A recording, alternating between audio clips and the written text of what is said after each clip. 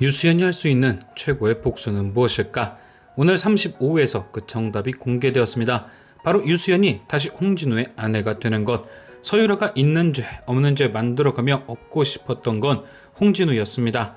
그리고 차화영이 가장 얻고 싶었던 것은 좋은 집안의 며느리였죠. 결국 이 두 사람의 욕심이 딱 맞았기 때문에 유수연이 그 수모를 당하고 아버지를 잃고 쫓겨난 것이었습니다. 그런데 만약 유수연이 다시 홍진우와 이어진다면 서유라와 차화영은 죄만 있는 대로 지어놓고 소득은 하나도 없는 말짱 도루묵이 되는 것. 유수연은 오늘 그걸 알아차렸습니다. 언제나 센 척하던 차화영이지만 다시 재혼하면 어떨까요? 라는 질문을 유수연이 하니 대놓고 발끈했죠. 그동안 한 번도 보지 못한 격한 감정. 서유라도 마찬가지죠. 넥타이 하나 바로 매주는 걸 보자마자 발끈.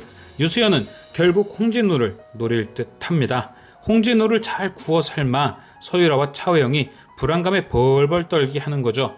어차피 정체가 드러나서 쫓겨날 서유라지만 최대한 있는 대로 괴롭히는 게 유수연의 목적일 겁니다. 이미 유수연은 캠브리대 졸업생들의 증언을 통해 어느 정도 서유라와 이봄의 거짓말을 눈치챘습니다. 이봄은 분명 캠브리대에 다닐 당시 한국인이 자신과 서유라 둘뿐이라 친하다고 했죠. 하지만 유수연이 받고 있는 서유라의 제보에는 수많은 한국인 제보자들이 제보를 하고 있었고 결국 둘 중 한 명이든 혹은 두 명 다이든 반드시 학교에 관한 거짓말을 하고 있는 거죠. 그래서 유수연은 서유라를 떠보기 위해 고대철을 보냈습니다. 고대철은 있지도 않은 가짜 교수에 관한 여러 가지 미끼를 던졌고 서유라는 절묘하게 고대철의 미끼를 덥석 물었죠. 정체가 드러날 날이 멀지 않게 된 겁니다. 이렇게 자신이 곧 서유라가 아닌 게 밝혀진다는 걸 아는 건지 모르는 건지 서유라의 악행은 끝날지를 모르는데요. 오늘 엔딩에 나왔던 인질극은 원래 서유라의 계획이었을 겁니다.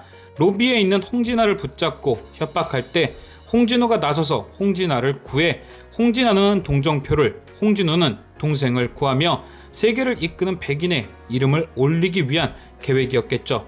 그런데 인질범은 홍진아가 아닌 유수연을 붙잡았습니다. 계획대로 되지 않은 거죠. 그래서 중간에 서유라가 저 사람 아니에요 라는 말을 한 거고요. 아마도 서유라의 계획보다 먼저 차화영도 똑같은 계획을 세웠던 것 같은데요. 대신 차화영은 이 인질극을 유수연의 자작극으로 꾸미려는 듯 합니다. 인질범에게 돈을 줘서 자신을 인질로 잡게 한 뒤 강동아가 자신을 구하게 하여 세계를 이끄는 백인에 들어가려 했다고 말이죠. 어쩜 이렇게 생각하는 게 둘이 똑같은지 과연 유수연은 이 누명을 벗고 차화영에게 한 방 먹일 수 있을까요? 지금까지 시청해주신 여러분께 감사드리며 저는 또 다른 리뷰로 돌아오겠습니다.